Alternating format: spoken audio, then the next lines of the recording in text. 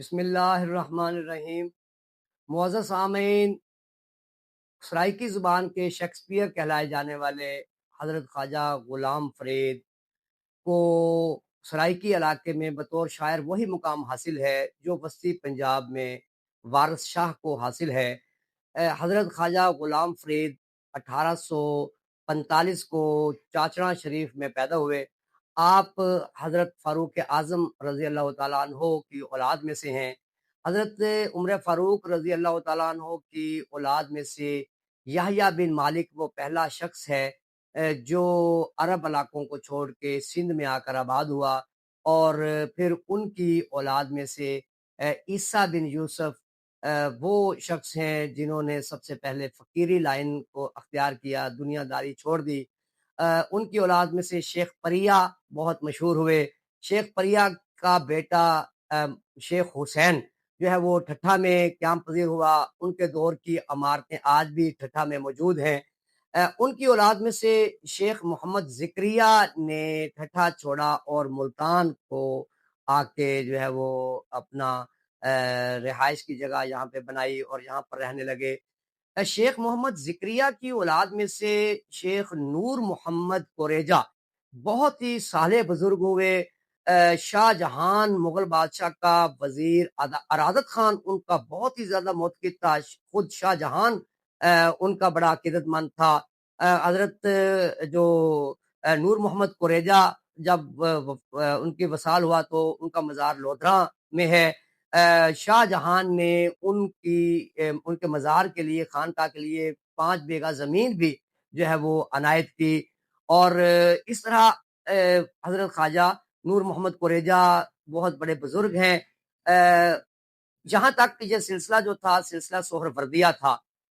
اس کے بعد ان کے پوتے جو تھے محمد شریف، وہ سیت پور رہتے تھے۔ سیت پور سے وہاں انہوں نے ہجرت کر کے جو ہے وہ دریائے سندھ کے کنارے آ گئے۔ جہاں کا ایک رئیس تھا جس کی یہاں پہ زمینیں تھیں، جس کا نام مٹھن خان تھا۔ تو مٹھن خان کے حوالے سے جو ہے وہ محمد شریف نے وہاں پہ ایک قصبہ آباد کیا، مٹھن کوٹ، جو کہ بعد میں جو ہے وہ سیلاب کی وجہ سے تباہ ہوا، تو پھر اس کو دوسری جگہ پہ شفٹ کیا گیا جہاں آج کل یہ قصبہ موجود ہے۔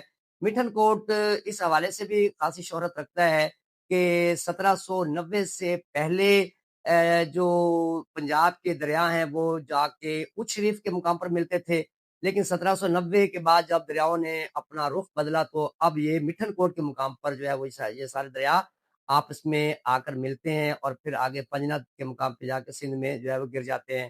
تو اس طرح جو ہے وہ محمد شریف جو تھے انہوں نے مٹھن کوٹ کی بنیاد رکھی۔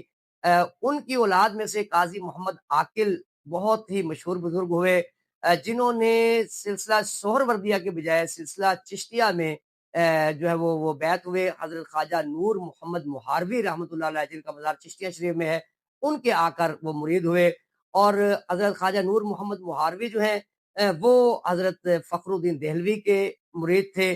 تو قاضی محمد عاقل اپنے مرشد کے ساتھ حضرت خواجہ نور محمد محاروی کے ساتھ کئی دفعہ دہلی گئے اور اپنے دادا مرشد سے ملے۔ ان کی وساطت سے ان کا جو ہے وہ دہلی میں لال قلعے میں آنا جانا شروع ہوا۔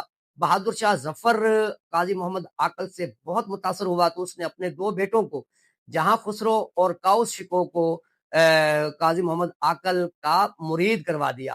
تو اس طرح قاضی محمد عاقل کو اس حوالے سے بھی خاصی شہرت حاصل ہوئی کہ وہ بہادر شاہ ظفر کے بیٹوں کے مرشد تھے۔ ان کی اولاد میں سے حضرت احمد علی بہت مشہور بزرگ ہوئے۔